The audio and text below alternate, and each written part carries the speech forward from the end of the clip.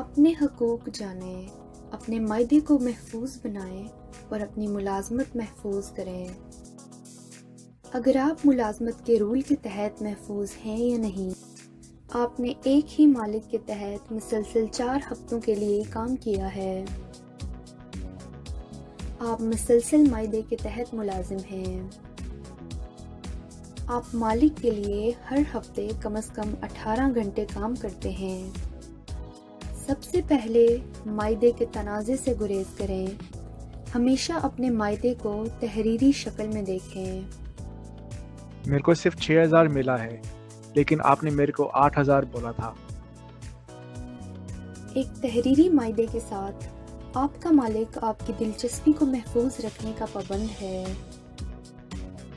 Number 2، جانیے کہ آپ کی ملازمت کے معدے میں کیا شامل ہونا چاہیے۔ اپنے کانٹریکٹ کی چیزیں چیک کریں۔ اجرت، جس میں شامل ہے اجرت کا ریٹ، اجرت کی مدت، اوور ٹائم ریٹ، اضافی الاؤنس کے سمیت۔ معدہ ختم کرنے کے لیے نوٹس کی لمبائی۔ کسی بھی سال کے آخر میں تنخواہ اور بونس شامل ہے، جیسے کہ دگنی تنخواہ۔ نمبر 3، معلوم کریں کہ آپ کی ملازمت کی کیا حیثیت ہے۔ آپ کون ہیں؟ ایک ملازم، ایک ٹھیکیدار یا خود ملازمت کرنے والے شخص؟ کیونکہ اگر آپ ملازم ہیں تو آپ خاص فوائد کے حقدار ہیں۔ 3 سوال ہیں جو آپ خود سے پوچھ سکتے ہیں کہ آپ کو ملازمت کے رول کے تحت محفوظ کیا گیا ہے یا نہیں۔ کیا آپ کے پاس آزادانہ قابو ہے کہ کام کیسے انجام دیا جاتا ہے؟ کیا آپ اپنی ملازمت کی تنظیم میں شامل ہونے کو محسوس کرتے ہیں؟ آپ کس حد تک آزادانہ طور پر اپنے اکاؤنٹ پر رہے ہیں؟ اداہرن کے لیے، اگر آپ کنسٹرکشن ورکر ہو، کیا کام کرنے کی سامگری اور اپکرن آپ کے ہیں؟ کیا آپ اپنے بزنس میں پیسہ لگاتے ہیں؟ کیا آپ پیسے کا رسک جھیلتے ہیں؟ کیا آپ کے اوپر مینجمنٹ کے استر کی ذمہ داریاں ہیں؟ کیا آپ کے کام کرنے کے گھنٹے اور طریقے آپ کے ہاتھ میں ہیں؟ کیا آپ اپنے کام کے لیے ہیلپرز نیوکت کر سک رہے ہیں؟ اگر ان میں سے کافی سوالوں کے آپ کے جواب ہاں ہیں، تو اس کا یہ مطلب ہوا کہ آپ سیلف ایمپلائڈ ہیں۔ نمبر 4، یہ واضح کرنا ضروری ہے کہ آپ کے پاس کوئی آزمائشی عرصہ ہے یا نہیں۔ آزمائشی عرصہ کیا ہے؟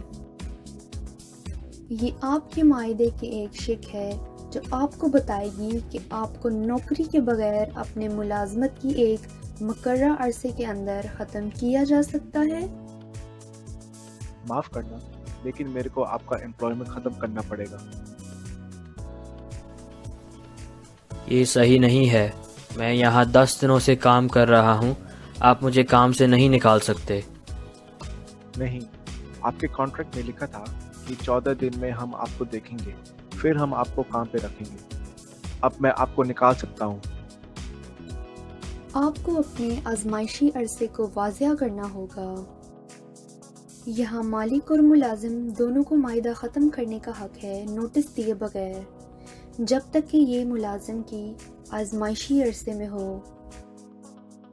آخر میں اپنے فوائد کو یقینی بنائیں۔ یاد رکھیں، آپ ان فوائد کے صرف اس صورت میں مستحق ہیں جب آپ ملازم ہوں، نہ کہ اگر آپ ملازمت یا خود مختار ٹھیکیدار ہوں۔